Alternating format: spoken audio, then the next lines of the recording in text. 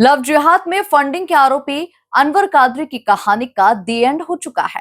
Police की गिरफ्त में आए कादरी ने ऐसे ही सरेंडर नहीं किया। जहां पुलिस के डर से पत्नी की ज्वेलरी तक उन्होंने बेच दी और नेपाल भाग खड़ा हुआ।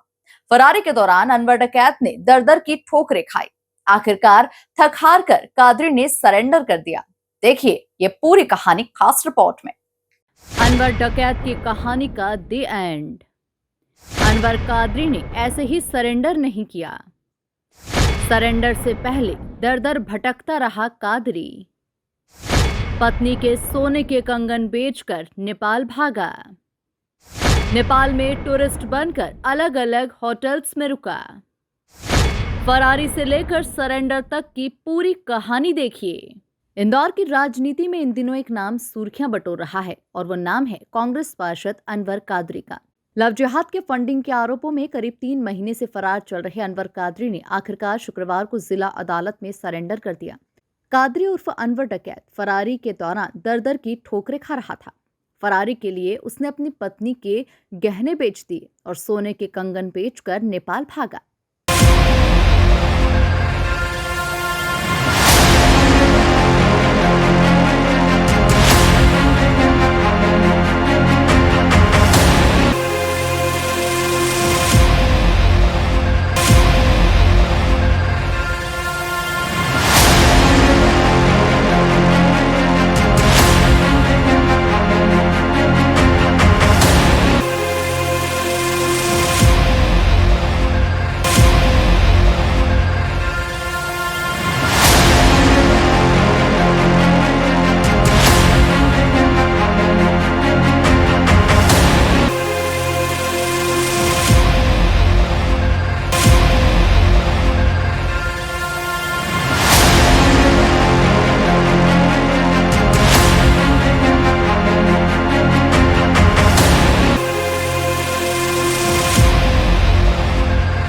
एडिशनल डीसीपी राजेश दंडोतिया ने बताया कि जैसे ही एफआईआर में कादरी का नाम आया तो वह बस से पहले भोपाल गया, फिर नागपुर, हैदराबाद और फिर चेन्नई गया।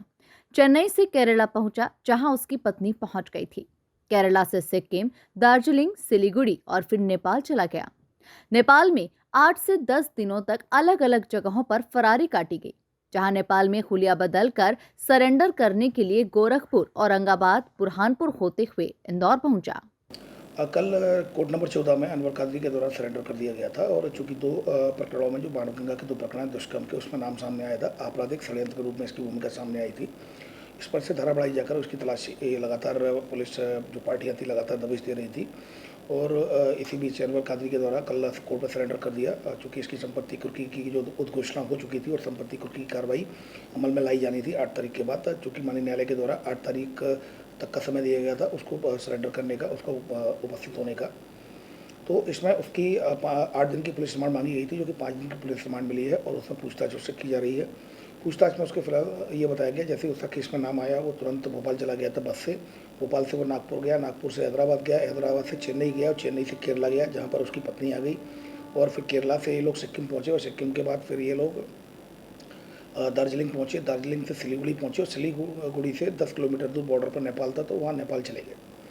फिर उसके बाद नेपाल जाने के बाद फिर वो नेपाल में 8 से 10 जगह उसके द्वारा फरारी काटी गई, अलग अलग जगह काठमांडू और अन्य जगह पर फरारी काटी गई और उसके बाद फिर इसने नेपाल में ही अपना हुलिया चेंज कर लिया था और वहाँ नेपाल से हुलिया चेंज करने के बाद फिर ये सरेंडर के लिए ये मुजफ्फरपुर से होते हुए गोरखपुर, गोरखपुर के बाद भुसावल होते हुए और औरंगाबाद से होते हुए भुसावल से होते हुए बुरहानपुर और बुरहानपुर से कल सरेंडर माननीय न्यायालय के समक्ष ये सरेंडर हो गया। तो इसमें फ़िलहाल इससे और पूछताछ की जा रही है। इस पर चूँकि इससे और भी कई कौन कौन लोग फाइनेंशियर है, किन लोगों ने मदद की है, किन लोगों ने इसको फाइनेंशियली मदद की, इन सारी चीज़ों को शुरुआत में तो उसने खाते से रुपए निकालकर काम चलाया, लेकिन फ्रीज होने पर रुपयों का संकट गहराने लगा।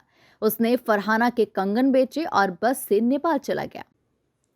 कादरी टूरिस्ट बनकर अलग अलग होटल्स में रुका। इंटरनेट कॉलिंग कर पुलिस की हर एक गतिविधियों पर नजर बनाए रखने लगा। लगातार पुलिस के प्रेशर के चलते उसने सरेंडर किया। ये उसके द्वारा होटल की बात बताई गई है, उसके द्वारा कि इन होटलों में मैं रुका हूँ और उसके नाम भी बताए गए हैं, उन्हें ट्रेवल्स के किन किन बसों से गया हूँ, ट्रेन से गया हूँ। तो ये सारी चीज़ों के लिए टीम वेरीफाई करेगी, सभी जगह जाएगी जहाँ जहाँ ये गए थे मैं आपको बता दूं कि सिक्किम में हैदराबाद और चेन्नई हमारी टीमें गई थी और नेपाल में ही पिछले 8 दिनों से टीम पड़ी हुई थी और इसने कल सरेंडर कर दिया। फिर नेपाल से भी टीम को बुलवाया। तो कहीं ना कहीं लगातार पुलिस का जो प्रेशर था उसकी वजह से इसको सरेंडर होना पड़ा, क्योंकि आने वाले समय में संपत्ति कुर्क की कार्रवाई भी की जानी थी अगर ये सरेंडर नहीं होता तो। देखिए, इस तरह के ज़मीन हथियाने की बात या इस तरह की जो उनको डराने धमकाने की बात अभी सामने नहीं आई, पर जिन लोगों के पास भी अगर इस तरह की कोई ऐसी कोई घटना हुई है, जिन लोगों के साथ जिनके ज़मीन के या मकान का या कोई भी इस तरह संपत्ति का कोई भी इस तरह की बात सामने है, तो वो डेफिनेटली अगर वो इस बारे में रिपोर्ट करेंगे तो उस पर वैधानिक कार्रवाई की जाएगी। इसमें additional CP Amit Singh sir के द्वारा लॉ एंड ऑर्डर, उनके द्वारा 40,000 का नगद इनाम इसकी गिरफ्तारी पर घोषित किया गया था इसकी सूचना देने पर। मैं आपको बता दूं, पुलिस की टीम ने लगातार इसको हर जगह जगह फॉलो किया है और लगातार जो इसके परिजन थे, रिश्तेदार थे, जो लोग इसमें जो लोग इन्वॉल्व हो सकते थे, सभी से पूछताछ करके दबाव बनाया, तो जिसकी परिणति थी कल सुबह वो सरेंडर हो गया। देखिए, इसने बताया कि जैसे एक जो इसकी पत्नी थी, पत्नी की एक मित्र थी वहाँ सिक्किम में, वहाँ उसके यहाँ जाके रुके, लेकिन जैसा इनका अभी फिलहाल ये कहना है कि ये बताया गया हम घूमने के उद्देश्य से आए हैं और ऐसी स्थिति में इन सारे पॉइंट्स को वेरीफाइड किया जाएगा। वेरिफिकेशन के बाद कार्रवाई की जाएगी। इससे जुड़े हुए वो जो लोग जो आपराधिक गतिविधियों में शामिल है उन पर भी शिकंजा कसा जाएगा। फरारी के दौरान कादरी ने पुलिस को खूब छकाया। आखिरकार अनवर डकैत पुलिस के चंगुल में आ चुका है। मामले में अनवर की मदद करने वालों को भी आरोपी बनाया जाएगा, जहां पुलिस उनसे भी पूछताछ करेगी। पुलिस अनवर कादरी से पूछताछ कर ये पता लगाने की कोशिश कर रही है कि कादरी दिल्ली के कुछ कांग्रेस नेताओं के संपर्क में था क्या। Bureau report, MP news, Indore.